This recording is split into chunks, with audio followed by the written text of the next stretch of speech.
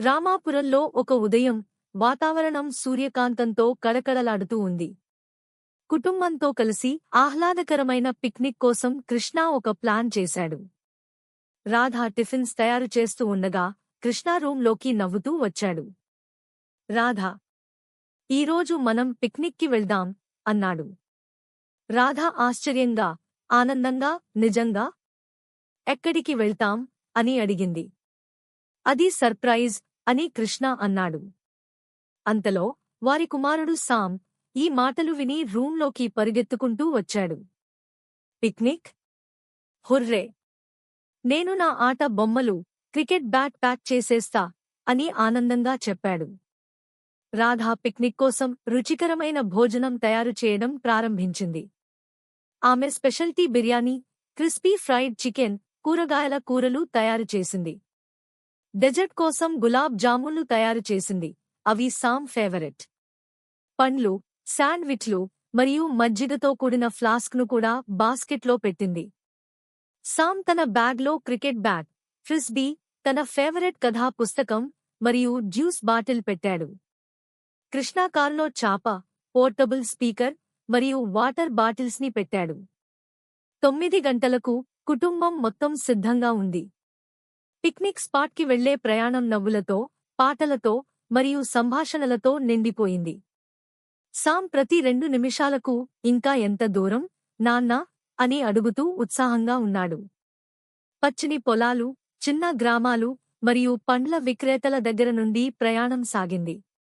Park దగ్గరికి చేరుకోగానే నది, చెట్ల దృశ్యం చూసి అర్జున్ ఆనందంతో కేకలు వేశాడు. పెద్ద వేప చెట్టు కింద ఒక చల్లని ప్రదేశాన్ని కుటుంబం ఎంచుకుంది. రాధ చాపపరచగా కృష్ణ స్పీకర్ సెట్ చేశాడు. అర్జున్ చుట్టూ పరిగెత్తుతూ పార్క్ను అన్వేషించడం ప్రారంభించాడు. నాన్నా, క్రికెట్ ఆడదాం, సామ్ పిలిచాడు. సరే బాబూ, కృష్ణ బంతిని పట్టుకుని వచ్చాడు. ముగ్గురూ క్రికెట్ ఆడారు. రాధ మొదట అంగీకరించకపోయినా ఆడటంలో తన నైపుణ్యాలను చూపించి అందరినీ ఆశ్చర్యపరిచింది. మధ్యాహ్నం అవ్వగానే అందరికీ ఆకలిగా ఉంది. రాధ భోజనాన్ని తీసిపెట్టగా బిర్యానీ సువాసన గాలిలో నిండిపోయింది.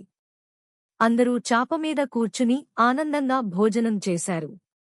ఇది నమ్మలేని బిర్యానీ, అమ్మా, సామ్ చెప్పాడు, నోటి నిండా తింటున్న సామ్ని చూసి. జాగ్రత్తగా తిను, సామ్, కృష్ణ నవ్వుతూ మజ్జిగ ఇచ్చాడు. గులాబ్ జామున్లు భోజనం హైలైట్ అయ్యాయి. కృష్ణ రాధ దృష్టి మళ్లినప్పుడు అదనంగా ఒకటి తిన్నాడు. భోజనం తర్వాత కుటుంబం చాప మీద విశ్రాంతి తీసుకుంది.